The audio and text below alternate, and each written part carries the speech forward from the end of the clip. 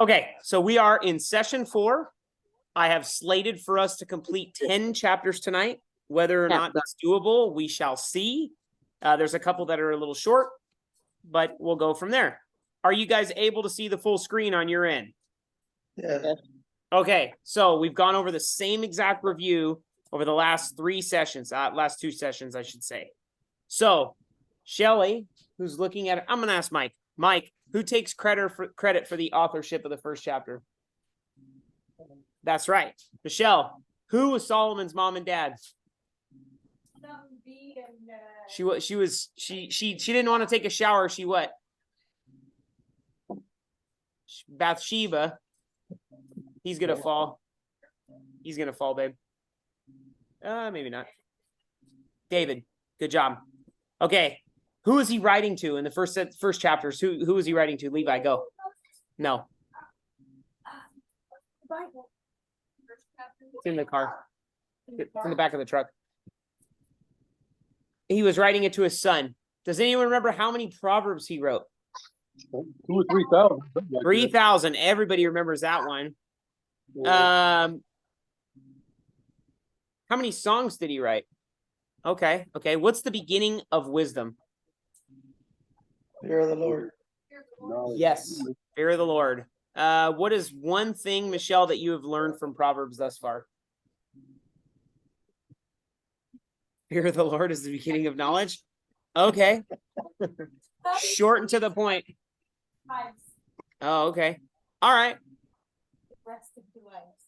One of the things that I thought that was cool was I wrote down some notes for myself. Stay away from scoffers, and then take instruction and seek godly counsel. It's always good to have good people around you, and then take their advice. So this is where we left off. It is Proverbs chapter 21. We ended in chapter 21. I'm just going to read from where we left off. The desire of the lazy man kills him, for his hands refuse to labor. Proverbs chapter 21. I believe it's like verse 27, something like that, 28. I know, I'm starting from the middle. He covets greedily all day long, but the righteous gives and does not spare. The sacrifice of the wicked is an abomination. How much more when he brings it with wicked intent? A false witness shall perish, but the man who hears him will speak endlessly. A wicked man hardens his face, but as for the upright, he establishes his way. There is no wisdom or understanding or counsel against the Lord. The horse is prepared for the day of battle, but deliverance is of the Lord. Chapter 22. A good name is to be chosen rather than great riches. Loving favor rather than silver and gold. The rich and the poor have this in common. The Lord is the maker of them all. So you guys remember how often we would hear that Jesus was not a respecter of persons? You remember when we would say that? Anywhere. He saw all men as equal. He went to the prostitutes, to the tax collectors, and was teaching repentance of sin and how he was going to be the savior to all. And he didn't care if someone was a king or a ruler, where other people would have reverence for a king or a ruler. Now, I have a video down here, and it's going to be pertaining to this particular set of scriptures here. A prudent man foresees evil and hides himself, but the simple pass on and are punished. By humility and the fear of the Lord are riches and honor and life. Thorns and snares are in the way of the perverse. He who guards his soul will be far from them. And then this is one, Levi, I want you to know, this goes for all the kids. I've had this talk with Landon. Train up a child in the way he should go, and when he is old, he will not depart from it. Levi, it's mom and dad's job to make sure that we do it right with you, because we love you. That's why we discipline. We've already talked about that. So I'm going to share with you guys something that is that for the most part, the culture will not receive openly because of the approach that Mr. Vodi Bakum has. And this is a short video, and I'll stop it. It's just audio, so it's not going to be like a video, but we'll just take a listen to what his view on how to train up a child is. If a man wants to call himself a man, these things have to be in place. Now, unfortunately, first we got to do some deep programming here. I want you to understand what has happened to us. We define manhood. You know, it has been said by the 3 B's. Okay, we define manhood on the ball field, in the bedroom, and by the billfold. In our culture, that's how we've been taught to define manhood. On the ball field, in the bedroom, and by the billfold.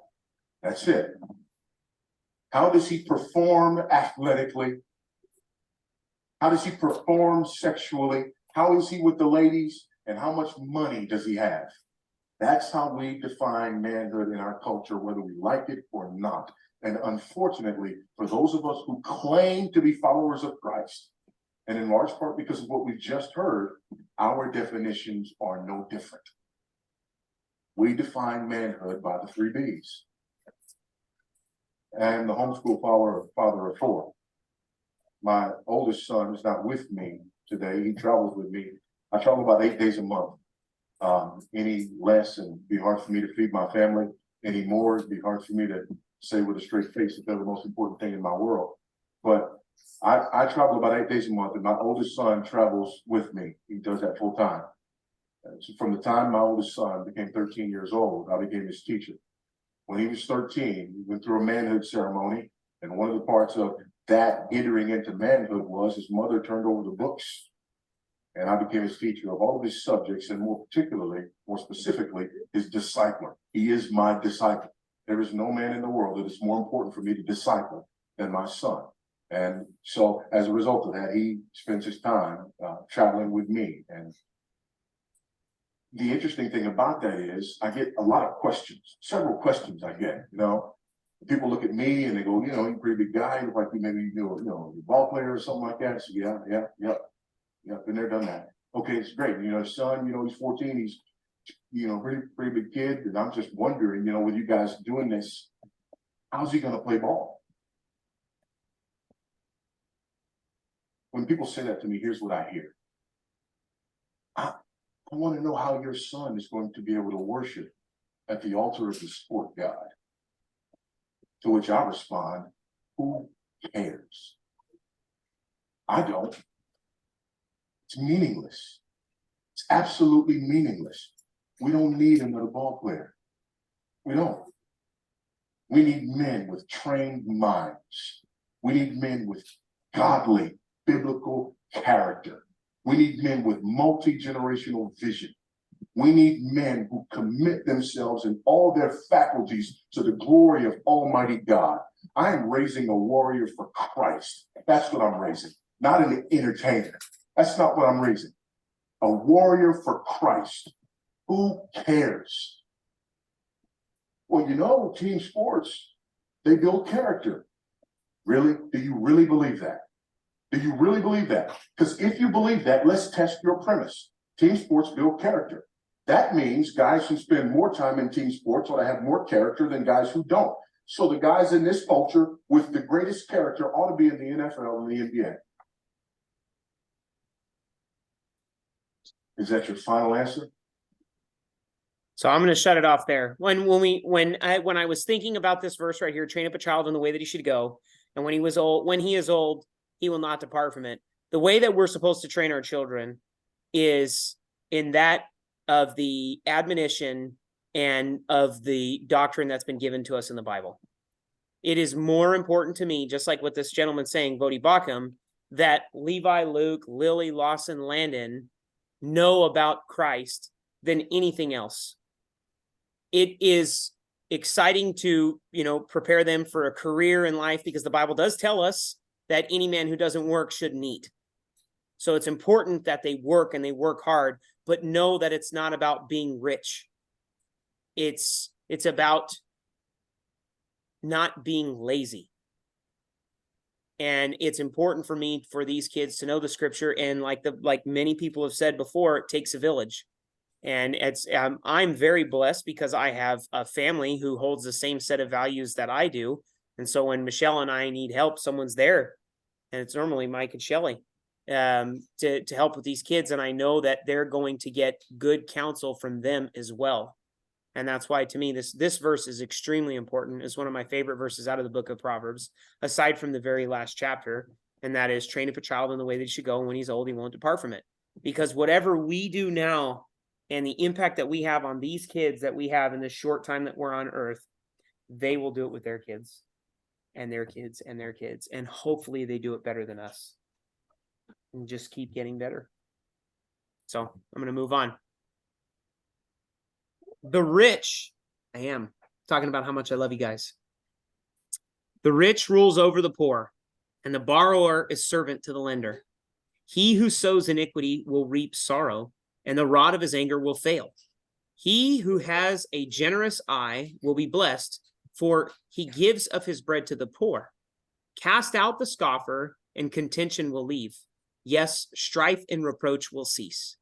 He who loves purity of heart and has grace on his lips, the king will be his friend. The eyes of the Lord preserve knowledge.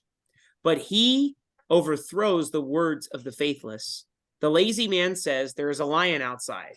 I shall be lain in the streets. The mouth of an immoral woman is a deep pit. He who is abhorred by the Lord will fall there. Foolishness is bound up in the heart of a child. The rod of correction will drive it far from him. He who oppresses the poor to increase his riches, and he who gives to the rich will surely come to poverty. Okay. I'm going to read something to you guys.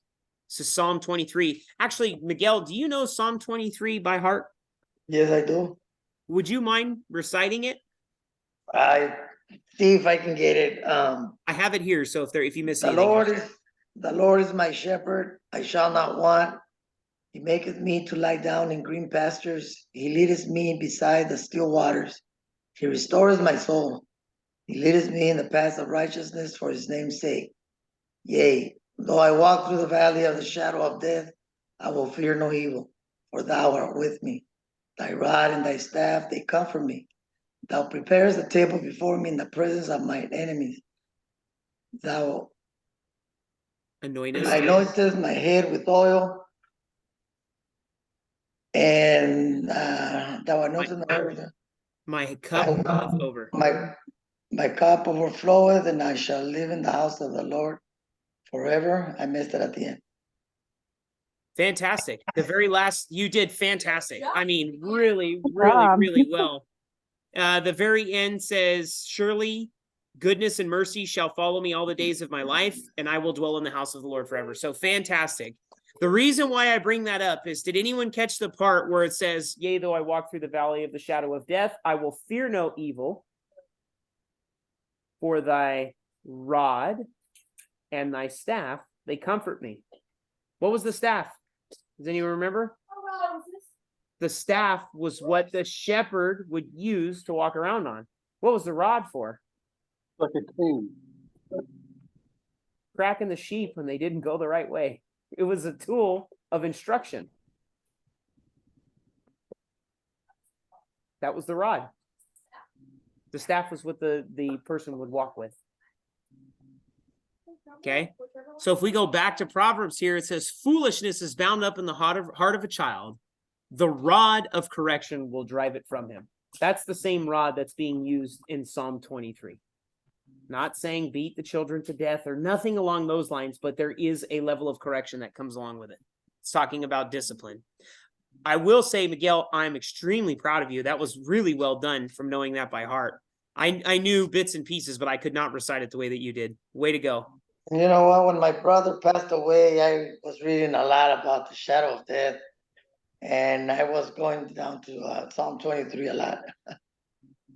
Well, very well done. Moving on, chapter 22, verse 17.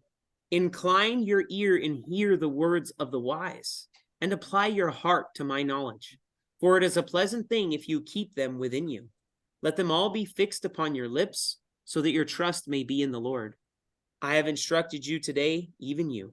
Have I not written to you excellent things of counsels and knowledge, that I may make you know the certainty of the words of truth, that you may answer words of truth to those who send to you? Do not rob the poor because he is poor, nor oppress the afflicted at the gate. For the Lord will plead their cause and plunder the soul of those who plunder them. Make no friendship with an angry man, and with a furious man do not go, lest you learn his ways and set a snare for your soul. And do not be one of those who shakes his hand in a pledge, one of those who is surety for debts, if you have nothing with which to pay. Why should he take away your bed from under you? Do not remove the ancient landmark which your fathers have set. Do you see a man who excels in his work? He will stand before kings. He will not stand before an unknown men. Michelle and I actually just talked about this last weekend. The verse that I've highlighted here, and with a furious man do not go, lest you learn his ways and set a snare for your soul. We were talking about my dad, about when something would happen in the garage, and it would be to the point where he was just like, I can't take it anymore. He would throw a tool across the garage because he would be so mad. And I know that during my youth, I was the same way. I was chucking tools because that was my dad. You know what I mean? It sounds funny now, but if you look at it, lest you learn his ways and set a snare for your soul. I may have done it, but I try very hard not to do it around the kids because it's not a character trait I want them to have. Moving on, chapter 23. When you sit down to eat with a ruler, consider carefully what is before you, and put a knife to your throat if you are a man given to appetite. Do not desire his delicacies, for they are deceptive food. Do not overwork to be rich, because of your own understanding, cease. Will you set your eyes on that which is not? For riches certainly make themselves wings, and fly away like an eagle toward heaven. Do not eat the bread of a miser. And if you guys are wondering what a miser is, I have an example of a miser here. Do you know what a miser is? Does anyone? No? Okay. Yes. Yes, and he came up earlier. That's exactly what it is. So, if you guys didn't hear Shelley here, this is straight out the dictionary. A person who hoards wealth and spends as little money as possible. A typical miser, he hid his money in the house in various places. So, Shelley jumped out and said, hey, isn't that what Scrooge was? And she is correct. So, moving on.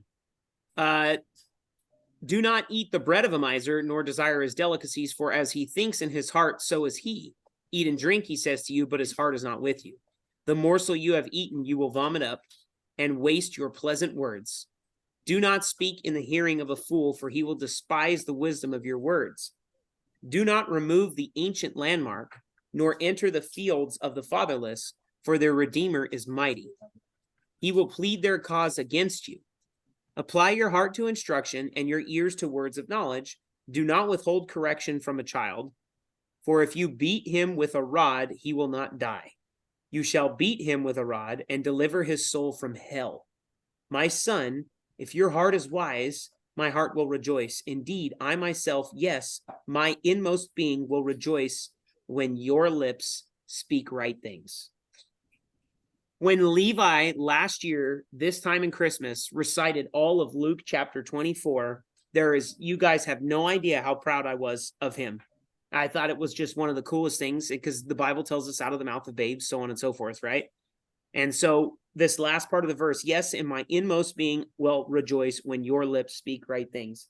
I feel like I've fulfilled that through Levi. And Luke, you did it too, bud. You did it too. You just didn't do it during Bible study. You did a great job, son.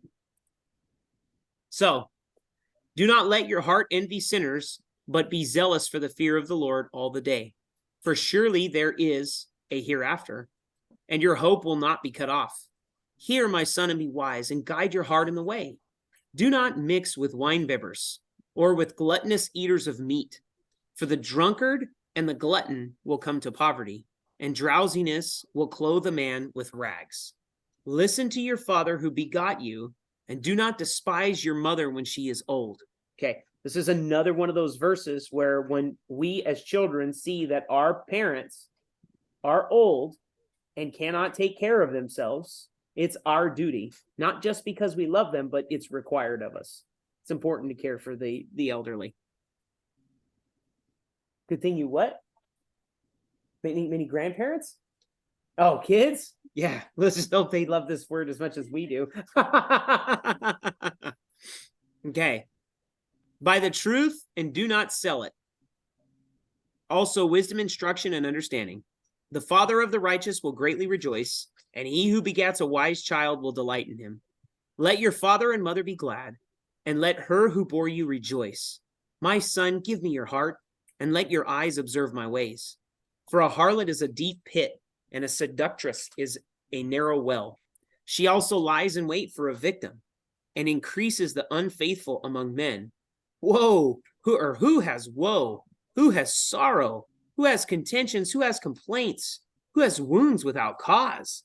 Who has redness of the eyes? Those who linger long at the wine, those who go in search of mixed wine. Do not look on the wine when it is red, when it sparkles in the cup, when it swirls around smoothly. At the last, it bites like a serpent and stings like a viper. Your eyes will see strange things, and your heart will utter perverse things. Yes, you will be like one who lies down in the midst of the sea, or like one who lies at the top of a mast, saying, they have struck me, but I was not hurt. They have beaten me, but I did not feel it. When shall I awake that I may see another drink? So, what's up, babe? Oh, so this is talking about alcohol. And we knew that we would get to Proverbs chapter 23. This was that reference about, we have all these different comments about where alcohol is at. Here we see a person who is a glutton of wine, and it sure sounds like they're talking about someone right now. How many times do you hear someone say something when they're drunk that has absolutely no meaning?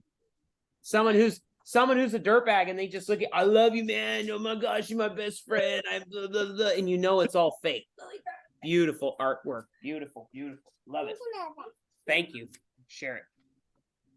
So don't be a drunk.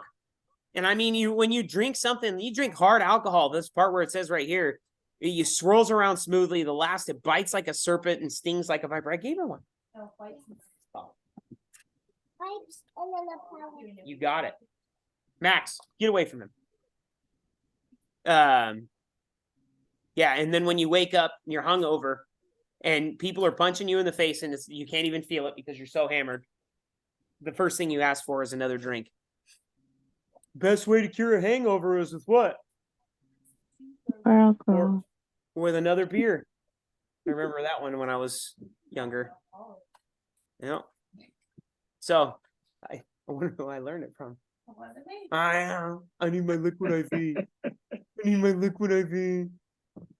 Do not be envious of evil men, nor desire to be with them, for their heart devises violence, and their lips talk of troublemaking. Through wisdom a house is built, and by understanding it is established. By knowledge the rooms are filled with all precious and pleasant riches. A wise man is strong, yes, a man of knowledge increases strength.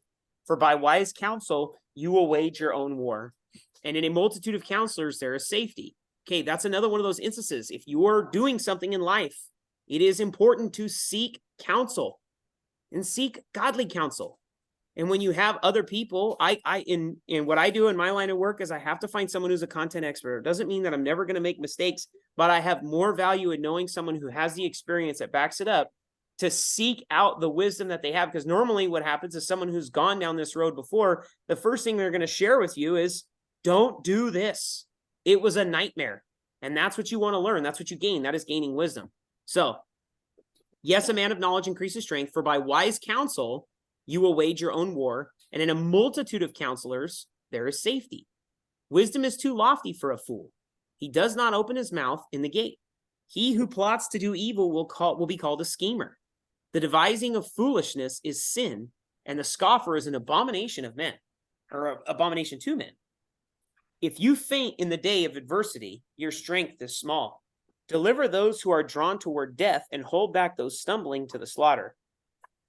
If you say, surely we did not know this, does not he who weighs the hearts consider it? He who keeps your soul, does he not know it? And will he not render to each man according to his deeds? My son, eat honey because it is good, and the honeycomb which is sweet to your taste. So shall the knowledge of wisdom be to your soul. If you have found it, there is a prospect, and your hope will not be cut off. Do not lie in wait, a wicked man, against the dwelling of the righteous. Do not plunder his resting place. For a righteous man will fall 7 times and rise again, but a wicked man or wicked shall fall by calamity. Do not rejoice when your enemy falls, and do not let your heart be glad when he stumbles, lest the Lord see it, and it displeases him, and he turn away his wrath from him. Do not fret because of evildoers, nor be envious of the wicked, for there will be no prospect for the evil man. The lamp of the wicked will be put out. My son, fear the Lord and the king. Do not associate with those given to change, for their calamity will rise suddenly, and who knows the ruin those two can bring. So, again, cause and effect.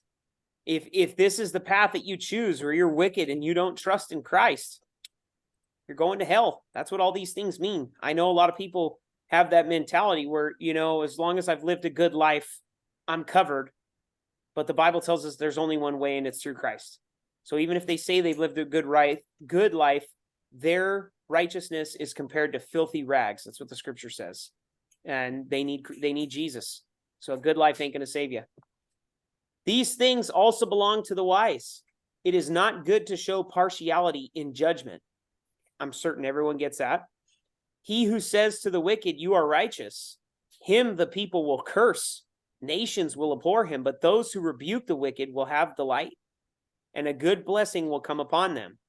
He who gives a right answer kisses the lips. Prepare your outside work, make it fit for yourself in the field, and afterward build up your house.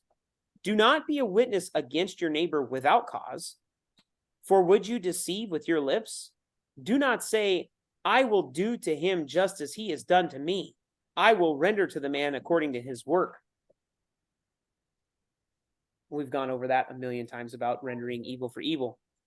I went by the field of the lazy man and by the vineyard of the man devoid of understanding, and there it was, all overgrown with thorns. Its surface was covered with nettles. Its stone wall was broken down. When I saw it, I considered it well. I looked on it and received instruction. A little sleep, a little slumber, a little folding of the hands to rest. So shall your poverty come like a prowler, and your need like an armed man. So he's walking by a set of fields, and he sees that the fields have been given over to thorns. Thorns are going to be a hard time when it comes harvest time. And the person that was there was just being lazy. Oh, a little sleep here, a little slumber, a little folding of hands. Give me a hammock. Yeah, it'll be fine. Moving on, chapter 25. These also are the Proverbs of Solomon, which the men of Hezekiah, king of Judah, copied. So we're now entering the second section. The first section is authored directly by Solomon. This particular section, I think clear up to chapter 30, will be Solomon's sayings that were penned under King Hezekiah's rule, where his men had copied it. That's what it's saying right there in the beginning. It is the glory of God to conceal a matter, but the glory of kings to search out a matter. As the heaven for height and the earth for depth, so the heart of kings is unsearchable. So that first part of the scripture right there, it is the glory of God to conceal a matter, but the glory of kings to search out a matter. So Chuck Missler points out that the Bible that we read is written in such a way to where a child could understand it, but also the most intellectual, skillful scientist can look at it and find content that others may not have understood, such as like the equidistant lettering system or things along those lines where they find codes in the Bible. And people say, well, hey, there can't be codes. It is the glory of God to conceal a matter, but the glory of kings to search it out. As the heavens for height and the earth for depth, so the heart of kings is unsearchable. Take away the dross from silver, and it will go to the silversmith for jewelry. Take away the wicked from before the king, and his throne will be established in righteousness. Do not exalt yourself in the presence of the king, and do not stand in the place of the great. For it is better that he say to you, come up here, than you should be put lower in the presence of the prince. Does this sound familiar to anyone? Okay. Matthew chapter 23, these are the words of Jesus. Okay, and this is on I think this is the Sermon on the Mount, not the Beatitudes. He says, they love the best places at feasts and best seats in synagogues, greetings in the marketplaces, and to be called by men, Rabbi, Rabbi, but you do not be called Rabbi, for one is your teacher, the Christ, and you are all brethren. Do not call anyone on earth your father, for one is your Father, he who is in heaven. And do not be called teachers, for one is your teacher, the Christ. But he who is greatest among you shall be your servant, and whoever exalts himself will be humbled, and he who humbles himself will be exalted. There's another part in that in one of the other gospels where it's talking about those people that walk down to get the best seats, and that they're excused from their seat because it was assigned for someone better than them and they were shamed. So that's coming out of the gospels, and we go 2,000 years prior to this, we see this coming from Solomon. Do not exalt yourself in the presence of the king, and do not stand in the place of great, for it is better that he say to you, come up here, than that you should be put lower in the presence of the prince from whom your eyes have been seen. So this is something that, Michelle, I'm pretty sure I included this in my letter because we're having a little bit of a debate with our property management company. But it says, do not go hastily to court, for what will you do in the end when your neighbor has put you to shame? Debate your case with your neighbor, and do not disclose the secret to another, lest he who hears it expose your shame, and your reputation be ruined. A word fitly spoken is like apples of gold in settings of silver, like an earring of gold and an ornament of fine gold is a wise rebuker to an obedient ear. Like the cold of snow in the time of harvest is a faithful messenger to those who send him, for he refreshes the soul of his masters. Whoever falsely boasts of giving is like clouds and wind without rain. So this latter part, when someone gives you good advice at a time that you just need it, tell me it's just not the best thing ever. Thank you so much for that word. It means a lot to me. I was in a bad place, and what you said was a huge help. How great is that? That's what's being said here.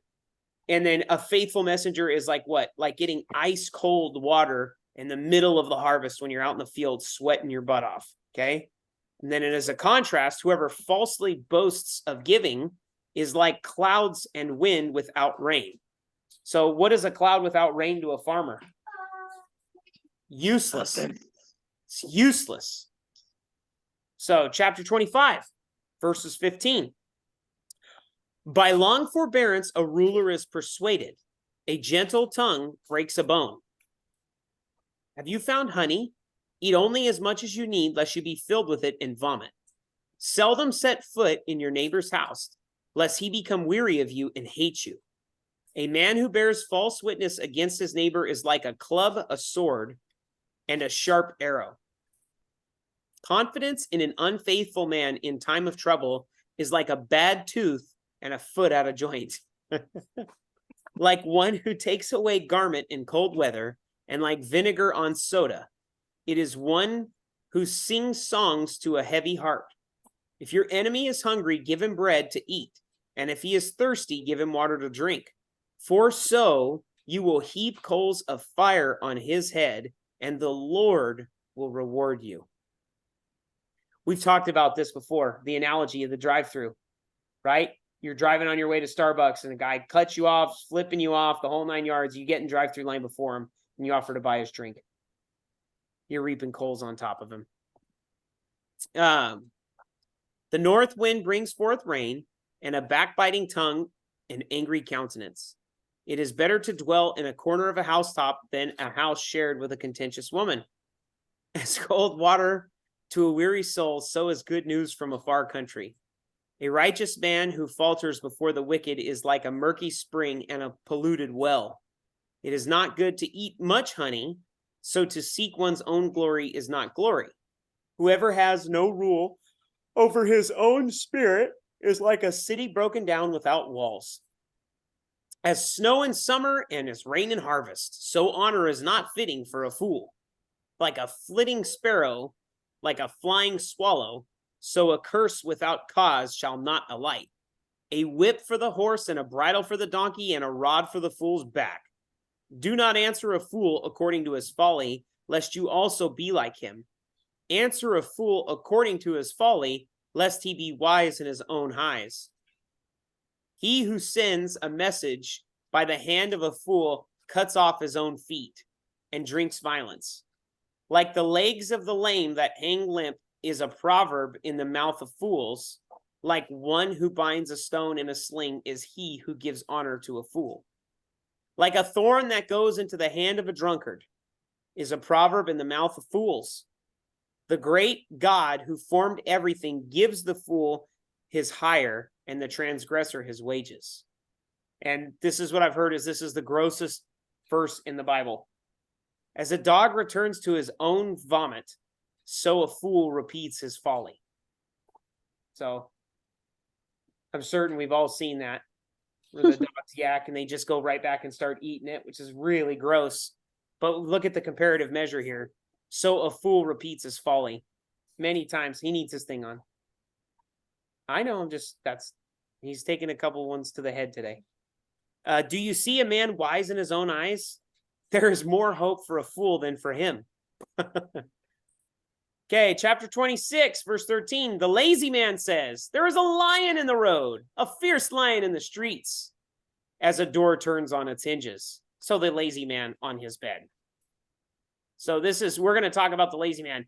He needs to go outside and do his work. He's going to give the excuse that there's a lion in the middle of Jerusalem. Highly unlikely, right? So, as a door turns on its hinges, so the lazy man on his bed. The lazy man buries his hand in the bowl. It wearies him to bring it back to his mouth. How lazy do you have to be to put your hand inside a bowl of Skittles and don't have the strength to put it to your mouth? Oh, that's pretty bad, huh? Okay. The lazy man is wiser in his own eyes than 7 men who can answer sensibly. He can give you a reason on why he's so lazy. No. He who passes by and meddles in a quarrel not his own is like one who takes a dog by the ears. Like a madman who throws firebrands, arrows, and death is the man who deceives his neighbor and says, I was only joking. There is no wood, the fire goes out. Where there is no wood, the fire goes out, and where there is no talebearer, strife ceases. As charcoal is to burning coals, and wood to fire, so is a contentious man to kindle strife. The words of a talebearer are like tasty trifles, and they go down into the inmost of the body. Fervent lips with a wicked heart are like earthenware covered with silver dross. He who hates disguises it with his lips and lays up deceit within himself. When he speaks kindly, do not believe him, for there are 7 abominations in his heart. Though his hatred is covered by deceit, his wickedness will be revealed before the assembly. Whoever digs a pit will fall into it, and he who rolls a stone will have it roll back on him. A lying tongue hates those who are crushed by it, and a flattering mouth works ruin. Chapter 27. Do not boast about tomorrow, for you do not know what a day may bring forth. Let another man praise you and not your own mouth, a stranger and not your own lips. Talking about humility.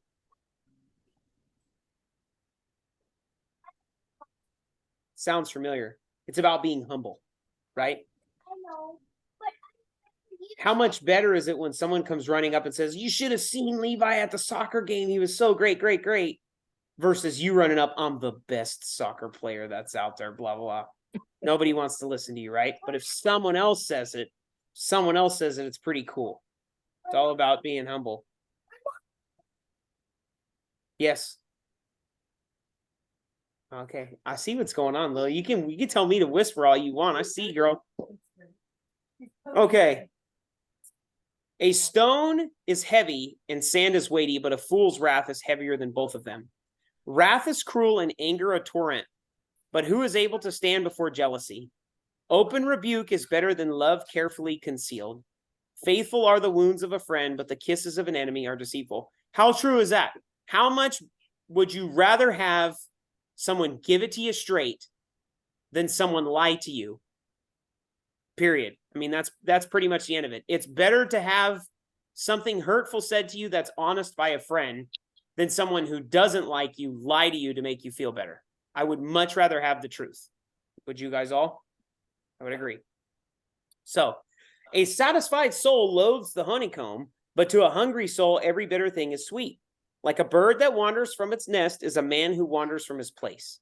Ointment and perfume delight the heart, and the sweetness of a man's friend gives delight by hearty counsel. Do not forsake your own friend or your father's friend, nor go to your brother's house in the day of your calamity. Better is a neighbor nearby than a brother far away. My son, be wise and make my heart glad, that I may answer him who reproaches me. A prudent man foresees evil and hides himself.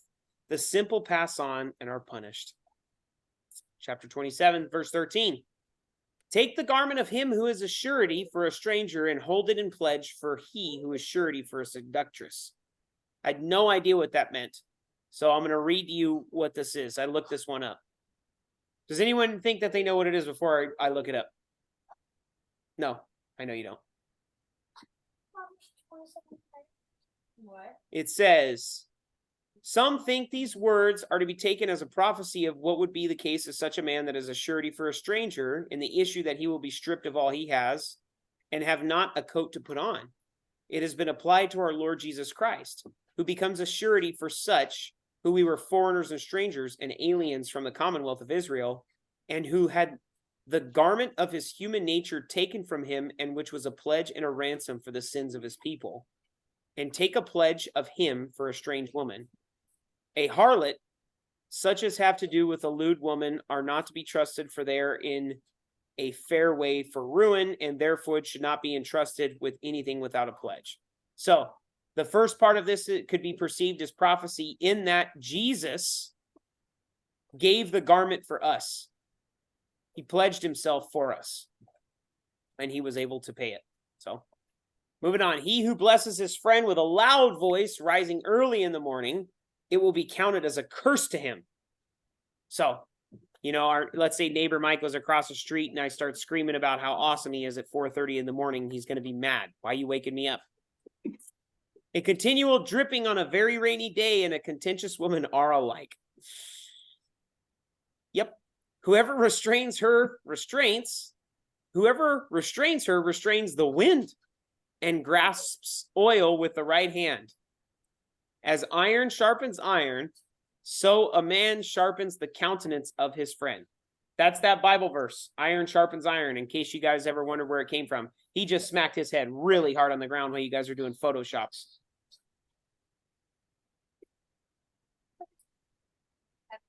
Nope. Are you distracted?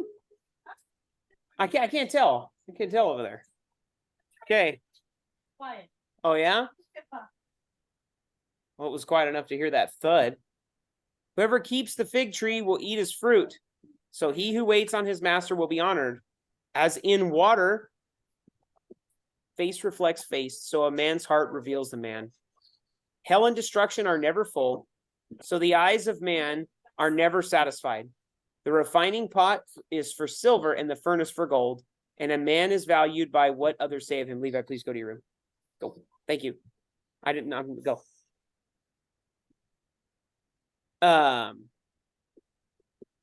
Though you grind a fool in a mortar with a pestle along with crushed grain, yet his foolishness will not depart from him. Be diligent to know the state of your flocks and attend to your herds, for riches are not forever, nor does a crown endure to all generations. When the hay is removed and the tender grass shows itself, and the herbs of the mountains are gathered in, the lambs will provide your clothing, and the goats the price of a field. You shall have enough goat's milk for your food, for the food of your household, and the nourishment of your maidservants. Let's get go. Chapter 28. The wicked flee from when no one pursues, but the righteous are bold as a lion. Because of the transgression of a land, many are its princes.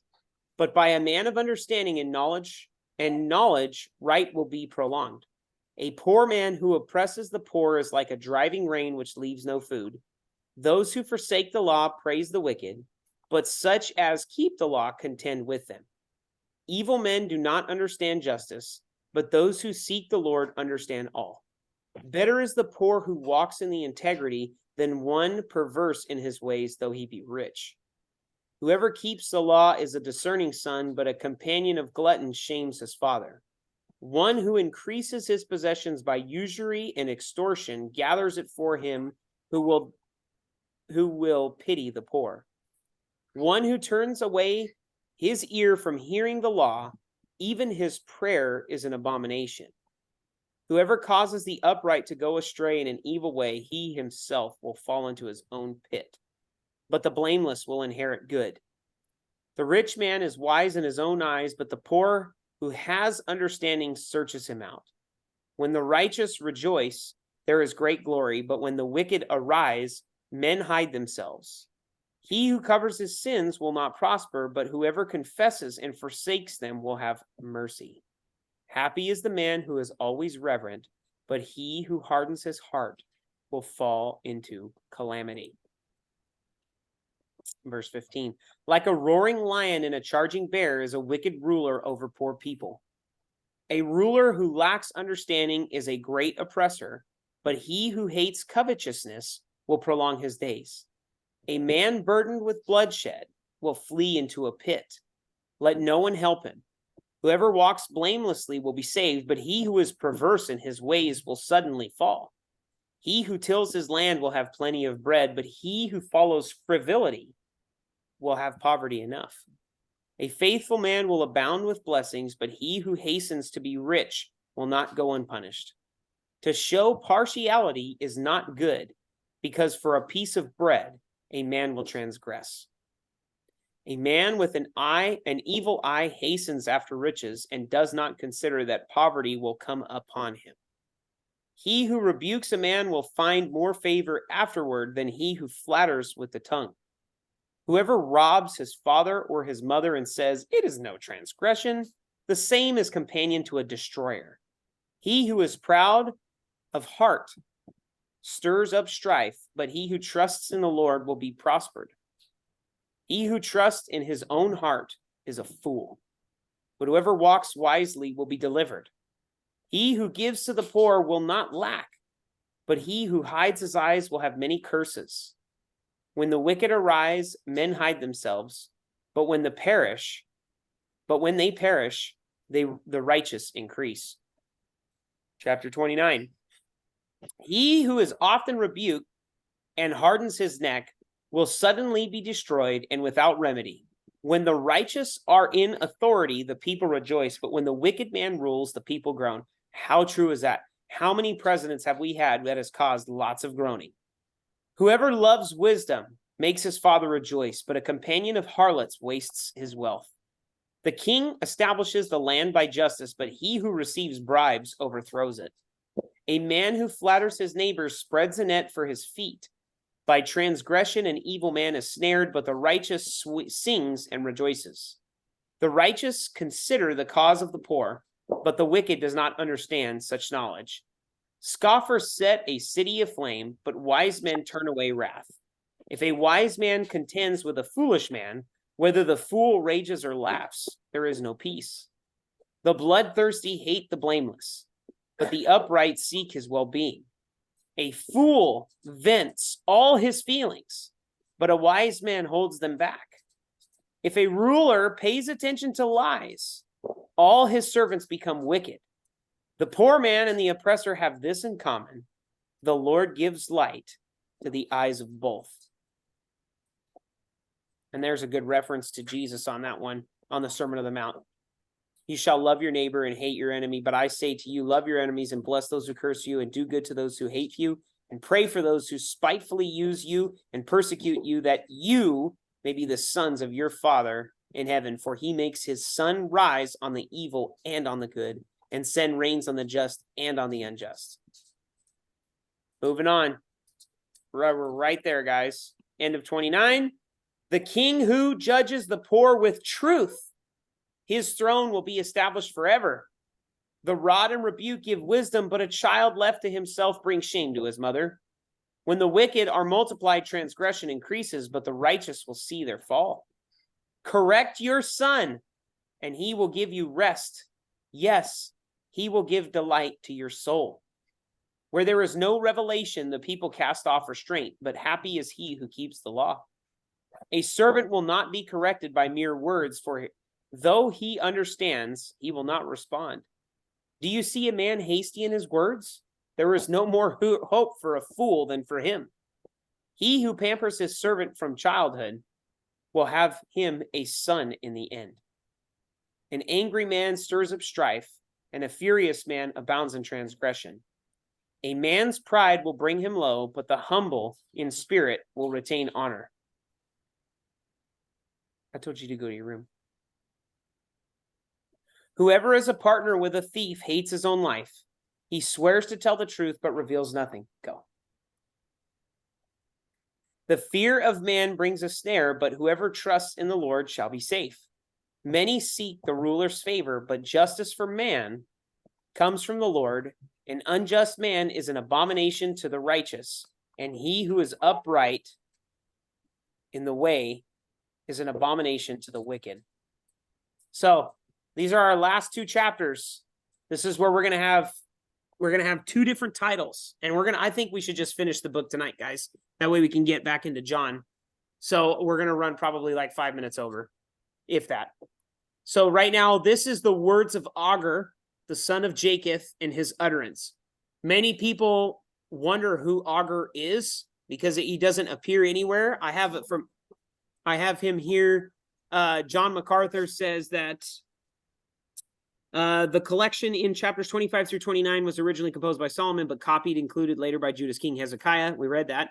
Chapter 30 reflects the words of Agur, and 31 the words of Lemuel, who perhaps was Solomon. So there are some people that think that this word Agur is another name for Solomon. And Chuck Missler is one of those people who actually believes that. He gave a really great commentary on why he states that. I think the very first letters of the book said that these are the Proverbs of Solomon. I'm going to run with that. They are Solomon's. It's good enough for me. So I'm going to move forward. This man declared to Ithiel, and to Ucal, surely I am more stupid than any man, and do not have the understanding of man. I neither learned wisdom nor have knowledge of the Holy One. Who has ascended into heaven or descended? Who has gathered the wind in his fist? Who has bound the waters in a garment? Who has established all the ends of the earth? Okay. For those of you who are not familiar with the book of Job, this is an interaction between God and Job. It's very similar in the way that they're talking. It's not saying that this man is calling himself an idiot, more or less comparing himself to God. That's just the way that I'm taking it. We'll find out when we die.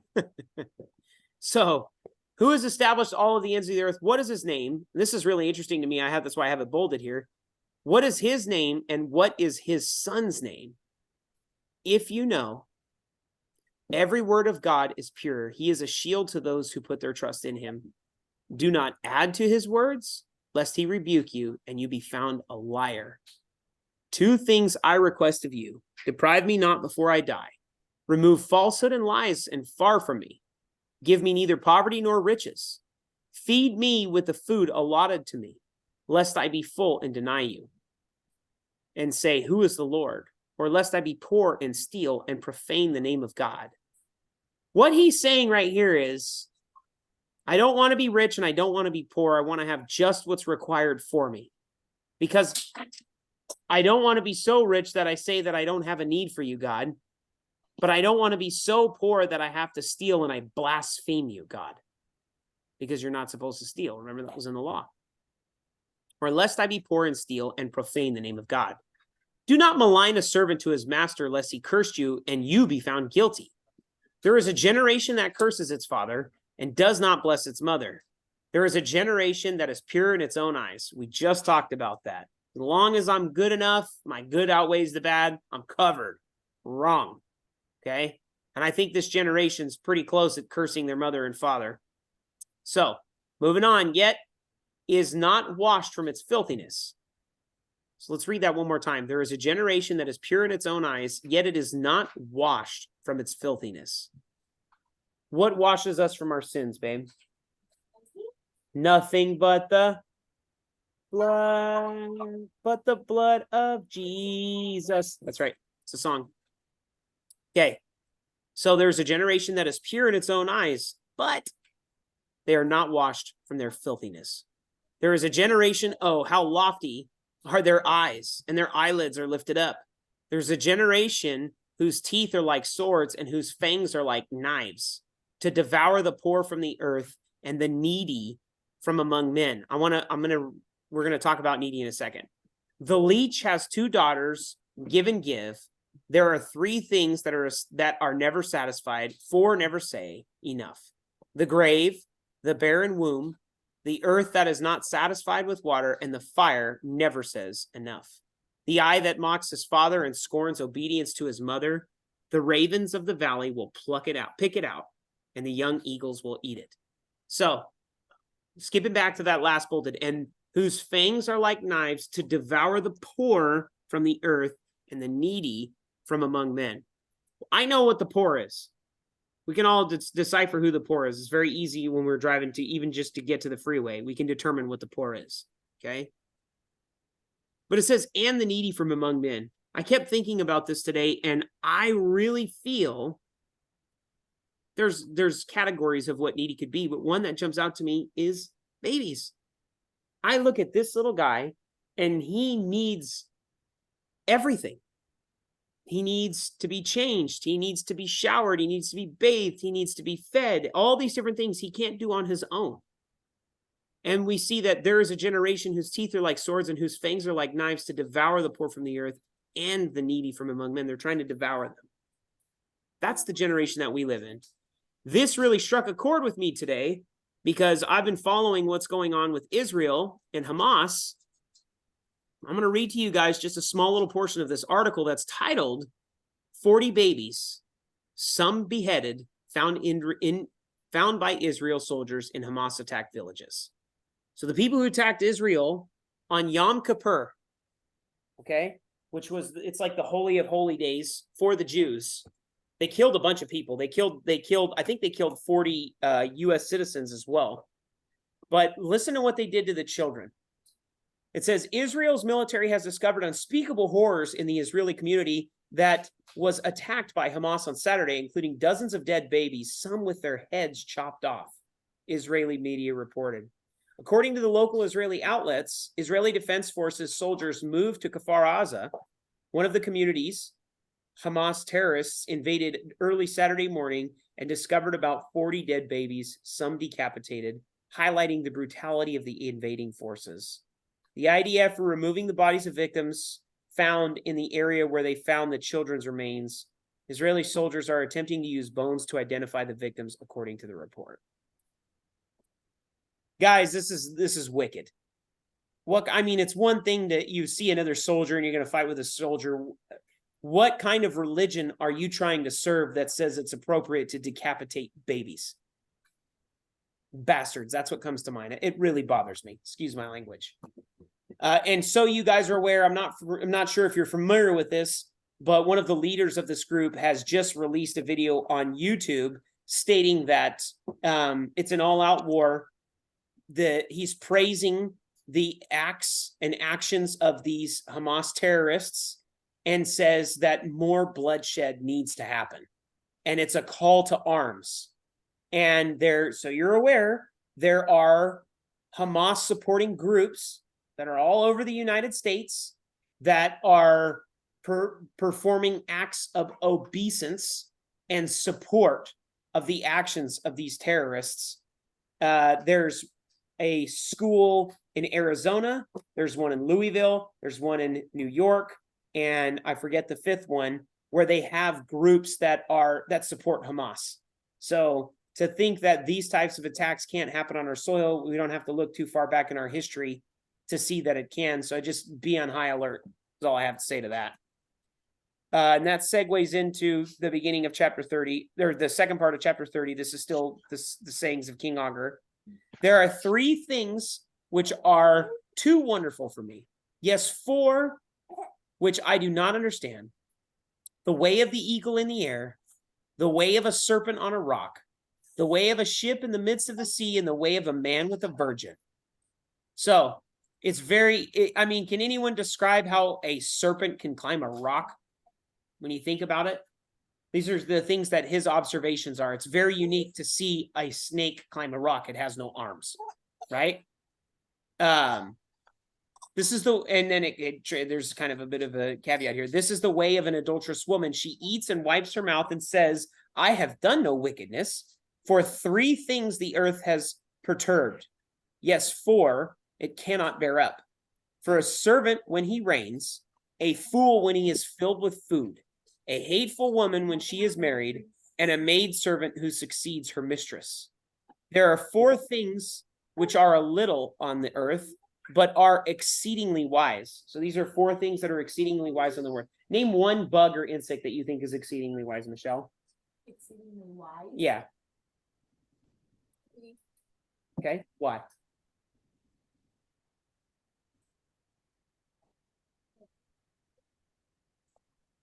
Yes. Yes. So I'm going to read on. A bee's not on there, but you'll see exactly your thought process here. Watch this. It says, The fly, that is smart. okay, there are 4 little things which are on the earth, but they are exceedingly wise. The ants are a people not strong, yet they prepare their food in the summer. The rock badgers are a feeble folk, yet they make their homes in crags. The locusts have no king, yet they all advance in ranks. The spider skillfully grasps with its hands, and it is in king's places.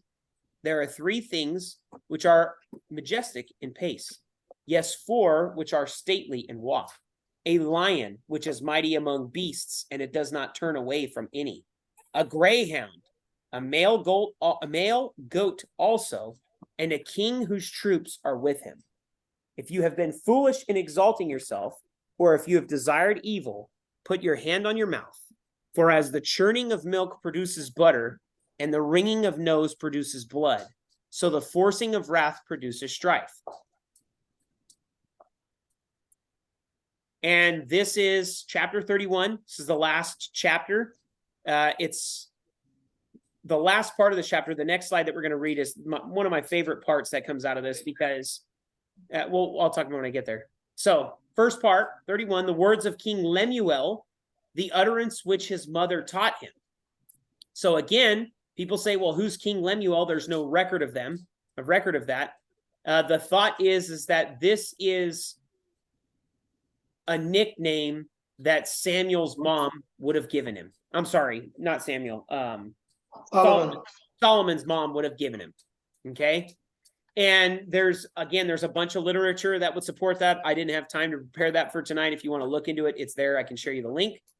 But if everyone remembers what happened to Solomon on how he came about, this would be like a mom giving advice to her son. Okay. And we all know that moms have nicknames for us all.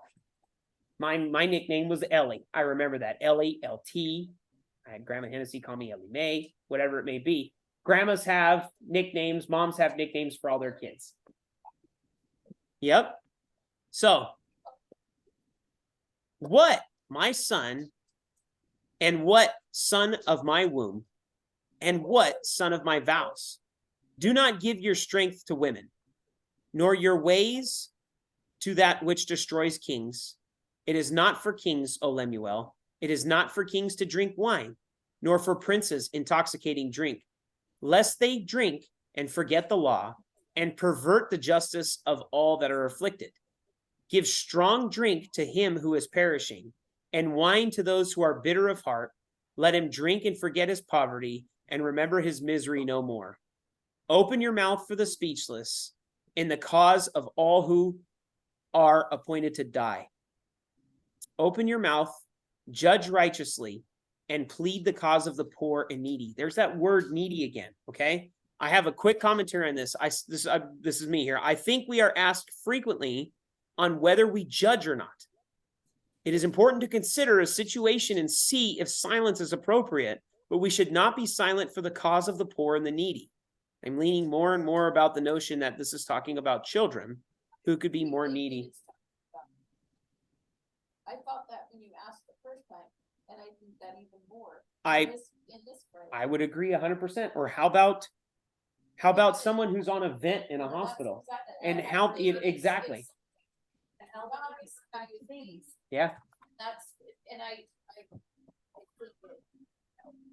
that's really right in this phase. You know, you're right too. And I mean, when you see a woman going down the street that's old with a cane and someone steals her purse, it's egregious. Someone takes Michelle's purse, we're mad, but someone who takes it from an old lady or pushes her down, this is the world is coming to. This is worse, right? If you ask the question earlier, my thought was definitely. I like that, Shelley. I think you're right. I think we can both be right on that one. Yep. So last part of 31, this is something great. I'll just read it straight through because we've read lots of things about a contentious wife or a nagging wife or one who's scornful, how she could be like running water, all these other things. We've also read a lot about the women of the night, right? So this is something I love this because these are the wives in this Bible study that we have right now. So who can find a virtuous wife? For her worth is far above rubies. The heart of her husband safely trusts her, so he will have no lack of gain. She does him good and not evil all the days of her life. She seeks wool and flax and willingly works with her hands. She is like the merchant ships. She brings her food from afar. She also rises while it is yet night and provides food for her household and a portion of her maidservants. She considers a field and buys it. From her profits she plants a vineyard. She girds herself with strength and strengthens her arms. She perceives that her merchandise is good and her lamp does not go out by night. She stretches out the hands to the distaff and her hand holds the spindle. She extends her hand to the poor. Yes, she reaches out her hands to the needy. She is not afraid of the snow for her household, for all her household is clothed with scarlet. She makes tapestry for herself. Her clothing is fine linen and purple. Her husband is known in the gates. When he sits among the elders of the land, she makes linen garments and sells them, and supplies sashes for the merchants. Strength and honor are her clothing. She shall rejoice in time to come. She opens her mouth with wisdom, and on her tongue is the law of kindness. She watches over the ways of her household and does not eat bread of idleness. Her children rise up and call her blessed, her husband also, and he praises her. Many daughters have done well, but you excel them all. Charm is deceitful. How did Max open that door? Here, the kids open the door. Are they out back? Okay. Charm is deceitful and beauty is passing, but a woman who fears the Lord, she shall be praised. Give her of the fruit of her hands, and let her own works praise her in the gates. And that's it. We're going to end there at 8:11, and we are moving into 1 John. We're going to do the first 4 chapters. And do we have any questions on the reading thus far?